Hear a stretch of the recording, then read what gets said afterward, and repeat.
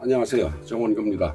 제가 이제 오늘은 재미있는 상상을 했습니다. 제 머릿속에 있는 상상인데, 제가 뭐 여기저기서 이제 얘기도 듣고, 뭐 책도 읽고 자료도 보고 뭐 그렇게 해서 만들어낸 상상입니다. 제가 뭐 꿈꾸는 거는 아니고, 한반도에서 전쟁이 나면은 어떻게 전개될까? 재밌지 않습니까?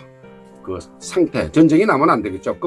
끔찍하지요. 하지만 전쟁이 나면은 어떻게 전개될까 하는 상상은 한번 해보는 것도 의미가 있을 것 같습니다. 전쟁은 북이 먼저 도발을 하고 한국이 전쟁이 나자마자 개전 초기에 북을 제압하는 그런 형태가 될 겁니다. 개전 초기라고 그러는 건 약 2주에서 3주.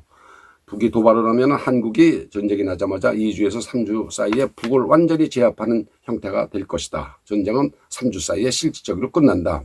한국은 절대로 선제 공격을 안 하고 못하고 그렇습니다. 다만 핵공격 징후가 탐지된다 그러면은 선제 공격 외에는 방법이 없죠. 핵을 한 대 맞으면 뭐 큰일이니까. 핵공격은 단 한 발로도 치명타를 입기 때문에 핵공격 징후가 탐지된다면 한국이 선제 공격을 할 수도 있습니다. 서울이 핵공격을 받으면 최소 20만 명의 사상자가 발생할 걸로 전문가들은 예측을 하고 있습니다. 그래서 북이 완전한 비핵화를 해야 하는 겁니다. 핵무기를 갖고 있으면 선제 공격을 당할 수도 있다는 것을 김정은은 알아야 됩니다. 핵무기를 가지고 있으면 안전해? 절대 그렇지 않습니다. 핵무기를 가지고 있음으로써 선제 공격을 당할 수도 있다. 그걸 김정은은 알아야 됩니다. 핵만이 북 정권을 지켜준다? 역설적으로 핵 때문에 빨리 망할 수도 있다는 것을 김정은은 알아야 됩니다. 한국이 선제 공격을 하지 않더라도 발발 초기라고 그러는 건 약 몇 분이죠.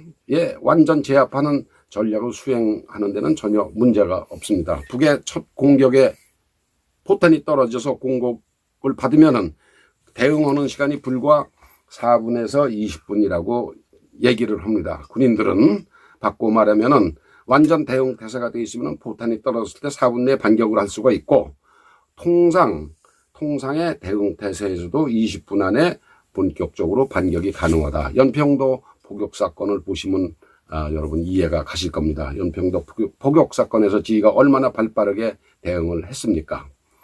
사실은 그렇지만 4분이라고 해도 큰 피해를 당하는 건 사실입니다. 그렇지만 공격력 자체가 둔해지지는 않습니다. 전쟁에 발발하면 전방에 우리 모든 지상군, 육군은 참호로 대피를 하게 됩니다. 전쟁이 발발하면은 모든 지상군은 참호로 대피를 하고, 전쟁 시작 2주일 동안은 북한군을 구경하기가 힘들다고 그럽니다. 왜냐? 우리나라 항공기와 미사일이 적의 후방시설을 때리고, 또 항공기와 장거리 포격으로 북한군의 전방의 군시설을 파괴하고 남쪽으로의 진격을 저지하기 때문에 전쟁이 발발해서 2주일 동안은 북한군 구경하기가 힘들다고 그럽니다. 6.25 같은 재래식 전쟁하고는 전혀 딴판이죠. 북한군은 전쟁이 발발하더라도 전혀 참호 밖으로 한 발짝도 나오지 못할 겁니다. 왜? 전자장비를 탑재한 항공기가 북한군의 그 사정거리 밖에서 북한군의 모든 통신을 마비시킬 수 있다고 합니다. 북한군의 모든 통신이 마비가 되면은 모든 장비와 포가 무용지물이 됩니다. 북한군 수뇌부와 일선 부대관의 통신이 두절이 되는 거죠. 이 통신이 마비가 되면은. 그러니까 북한군은 완전히 고립이 된 상태에서 점차 부대 단위의 투항이 이루어질 것이다.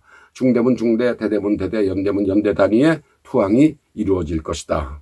그런데 이제 전쟁이 나도 북의 공군은 거의 무시할 수준이라고 합니다. 이륙도 하지 못한 상태에서 괴멸될 것이다. 북한 공군기는. 다만 하나 문제는 북의 잠수함입니다. 잠수함.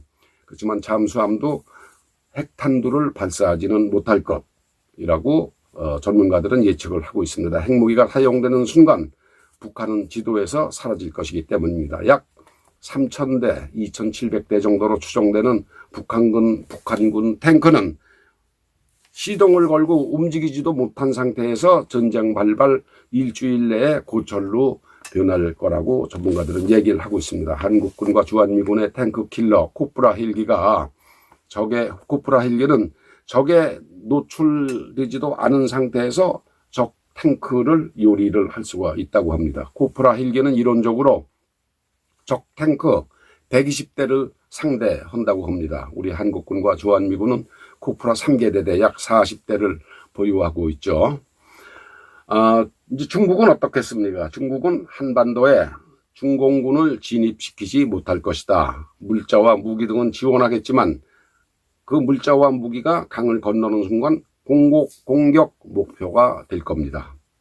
공산당 군대가 강을 넘어 참전하는 순간 또 공격 목표가 될 겁니다. 그러니까 중국 임해방군은 화력에서 주한미군을 도저히 못 당하기 때문에 물자는 좀 원조를 하더라도 군대가 직접 참전을 못할 텐데, 그렇다고 이제 압록강 넘어 중국 본토에서 한반도로 포와 미사일은 결코 직접 쏠 수가 없다고 합니다. 그 경우 한국군과 미군은 원점을 타격한다고 그러죠. 그 원점을 포격을 할 수가 있습니다. 그 이제 그렇게 되면은 더 큰 전쟁, 세계 3차 대전까지도 불붙을 수가 있는 겁니다. 그래서 중공군의 지원이나 개입은 아주 지극히 제한적일 수밖에 없다.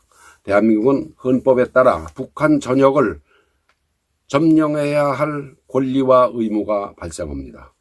이 헌법은 한반도가 영토이기 때문에, 그래서 그렇게 되면은 전쟁이 나면은 약 3주 내에 북한의 수뇌부는 중국으로 대거 망명을 할 것이고, 주민 약 골수분자 30만 명도 중국으로 도피한 상태에서 전쟁이 종결될 걸로 생각을 합니다. 약 3주 정도. 미국의 1개 항모전단이, 그 항모전단의 화력은 우리 국군 전체 화력의 절반 수준입니다.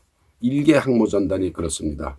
2개 항모전단만 오면은 우리 국군의 화력과 똑같은 거를 북에 쏟아볼 수가 있는 거죠. 이런 의미에서 한미연합훈련이 평소에 얼마나 중요한지 알아야 되겠습니다. 미군이 강력하게 실전,